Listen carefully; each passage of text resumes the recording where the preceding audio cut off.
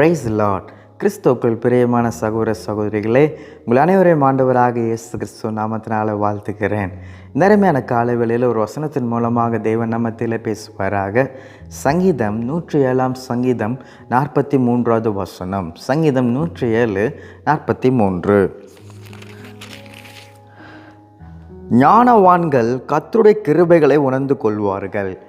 ஞானவான்கள் கர்த்தருடைய கிருபைகளை உணர்ந்து கொள்வார்கள்.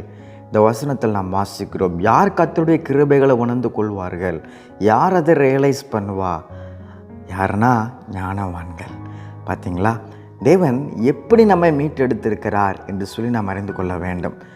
தேவன் நம்மளை எப்படிப்பட்ட வாழ்க்கையிலிருந்து நம்மை அவர் உயர்த்தியிருக்கிறார் என்று சொல்லி நாம் அறிந்து கொள்ளும் போது நாம் உணர்ந்து கொள்வோம். தேவனுடைய கிருபைகளை உணர்ந்து கொள்வோம். இந்த அதிகாரத்தில் நாம் பார்க்கிறோம். சங்கீதம் 107 அதிகாரம் 2வது வசனத்தில் நாம் பார்க்கிறோம். கர்த்தரால் சத்துருவின் கைக்கு நீங்களாக்கி மீட்கப்பட்டு. யாரால?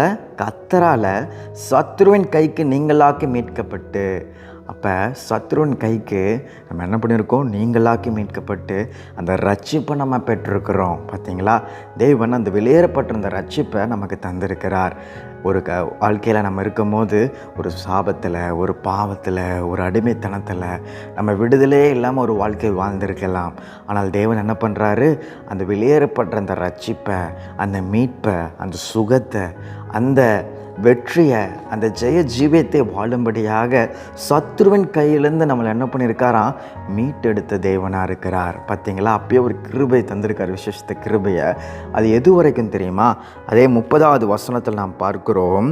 தாங்கள் நாடின துறைமுகத்தில் அவர்களை கொண்டு வந்து சேர்க்கிறார். பார்த்தீங்களா, அப்போ மகிமையில கொண்டு வந்து நம்மை சேர்க்கும் வரைக்கும் அந்த கிருபையை தருகிற தேவனாக இருக்கிறார். பார்த்தீங்களா, முதலாவதாக நம்முடைய ஆரம்ப கட்ட நிலையில் அவர் என்ன பண்ணுறாரு?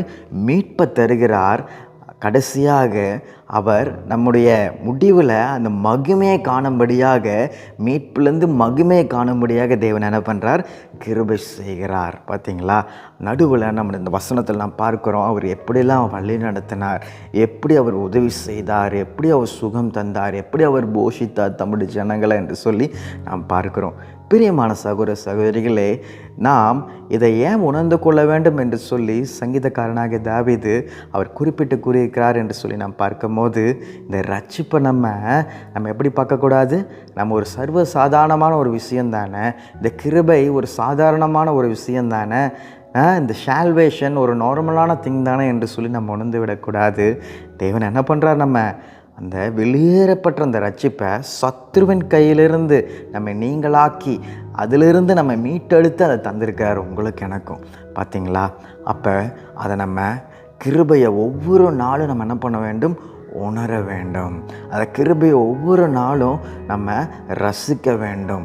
அதை நம்ம என்ன பண்ண வேண்டும்? பாதுகாத்து கொள்ள வேண்டும். ஞானவான்கள் கர்த்தருடைய கிருபைகள் என்ன பண்ணுவாங்க? உணருவார்கள் என்று சொல்லி 43வது வசனத்தில் நாம் பார்க்கிறோம். அதனால் பிரியமான சகோதர சகோதரிகளே, நம்முடைய வாழ்க்கை அது ஆரம்பத்திலிருந்து முடியும் வரை, நாம் அந்த துறைமுகத்தை வந்து சேர்க்கும் வரை தேவன் என்ன பண்ணுறார்? அந்த கிருபையை தருகிறார். அதனால் ஞானவான்களாக நம்ம என்ன பண்ண வேண்டும்? நம்முடைய வாழ்க்கையில் நம்ம இருக்க வேண்டும்.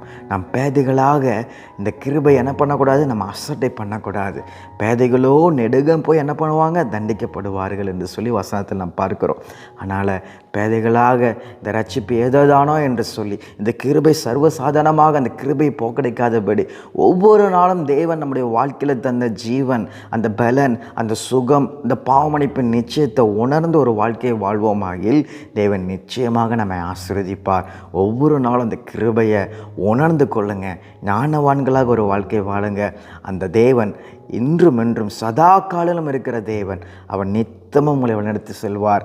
அவர் மீட்பு பற்று மாத்திரமல்ல, உங்களை மகிமையில் கொண்டு வந்து சேர்க்கும் வரை உங்களோடு இருப்பார். வசனம் சொல்கிறது, நான் உன்னை விட்டு விலகுவதும் இல்லை, உன்னை கைவிடுவதும் இல்லை என்று தேவன் கூறுகிறார். அதனால் அழைத்தவர் உண்மை உள்ளவர். எந்த சூழ்நிலையும் சோர்ந்து போகாதீங்க. அந்த கிருபையை சார்ந்து கொண்டு ஒவ்வொரு நாளும் அடியெடுத்து வையுங்கள். தேவன் நிச்சயமாக உங்களை ஆசீர்வதிப்பார். உங்கள் குடும்பத்தை ஆசீர்வதிப்பார். உங்கள் தொழிலை ஆசீர்வதிப்பார். உங்கள் சுற்றிலுள்ள யாவரையும் தேவன் ஆசீர்வதித்து உங்களை பெருக பண்ணுவார். நாம் ஜெயிப்போமா? எங்களை மிகவும் நேசிக்கிற அன்பின் பரலோக பிதாவே, இந்த ஆசீர்வதிக்கப்பட்ட காலை வேளைக்காக நன்றி செலுத்துகிறோம். ஆண்டவரே, இந்த காலை வேளையில் இந்த வசனத்தின் மூலமாக எங்கள் மத்தியில் பேசுனதுக்காக நன்றி அப்பா. ஆண்டவரே, ஞானவான்கள் ஆண்டவரே உம்முடைய கிருபையை உணர்ந்து கொள்வார்கள் என்று சொல்லி பார்க்கிறோம். ஆண்டவரே, அவர்கள் உணர்கிற நபர்களாக நீர் மாற்றுகிறீர். ஆண்டவரே எங்களுடைய வாழ்க்கையில் ஆண்டவரே அந்த வெளியேறப்பட்ட அந்த ரட்சிப்பை நாங்கள் பெற்றிருக்கலாம். ஆண்டவரே, அந்த உன்னதமான நோக்கத்தை சித்தத்தை நாங்கள் அறிந்திருக்கலாம். ஆனாவே எங்களுடைய வாழ்க்கையில் சில வேளையில் அதை நாங்கள் மறந்து ஆண்டவரே சில வேளையில் உம்முடைய கிருபையை நாங்கள் எண்ணாதவர்களாக சில வேளையில் ஆண்டவரே உம்மை விட்டு தூரம் நாங்கள் சென்று இருந்திருக்கலாம். இந்த வசனத்தின் மூலமாக எங்கள் மத்தியில் நீர் பேசுனதுக்காக நன்றி அப்பா. ஒவ்வொரு நாளும் நாங்கள் ஞானவான்களாக உம்முடைய கிருபையை உணர்ந்து கொள்ளுகிற அந்த இருதயத்தை எங்களுக்கு நீர் தாங்க ஆண்டவரே. எல்லா நிர்விசாரத்தையும் மாற்றி போட்டு ஆண்டவரே அந்த வெளியேறப்பட்ட அந்த ரட்சிப்பையும் மீட்பையும் ஒவ்வொரு நாளும் நாங்கள் ஆண்டவரே அதில் மகிழ்ந்து களி கூர்ந்து அந்த ரட்சிப்பை நாங்கள் காத்துக்கொள்ள எங்கள் துறைமுகத்தை நாங்கள் வந்து சேரும் வரை ஆண்டவரே அந்த கிருபையை நாங்கள் ஆண்டவரே விட்டு விலகாமல் அதை உறுதியாய் பற்றி கொள்ள ஒரு நல்ல இருதயத்தையும் ஆண்டவரே நல்ல ஒரு வாழ்க்கையும் நீர் எங்களுக்கு தரும்படியாக ஜெபிக்கிறேன். ஆசீர்வதிங்க ஆண்டவரே.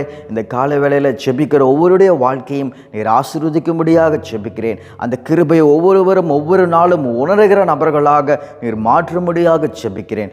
ஆசீர்வதிங்க. இந்த நாளிலும் விசேஷமான நாட்களை கொண்டாடுகிற ஒவ்வொரு உள்ளங்களையும் ஆசீர்வதிங்க. இன்று போல வாழ்க்கையின் நடுவே ஆசீர்வாதமான நாட்களை அவர்கள் வாழ நீர் கிருபை செய்யுங்க. ஆண்டவரே, அவர்கள் குடும்பத்தை ஆசீர்வதிங்க, அவங்க பிள்ளைகளை ஆசீர்வதிங்க, அவங்க தொழிலை ஆசீர்வதிங்க. ஆண்டவரே, அவர்களுக்கு உண்டாவற்ற யாவற்றையும் ஆசீர்வதித்து நீர் பெருக பண்ணும்படியாக ஜெபிக்கிறேன். மீட்பராகிய இயேசுவின் நாமத்தில் ஜெபிக்கிறேன் ஜீவனுள்ள நல்ல பிதாவே. ஆமென்.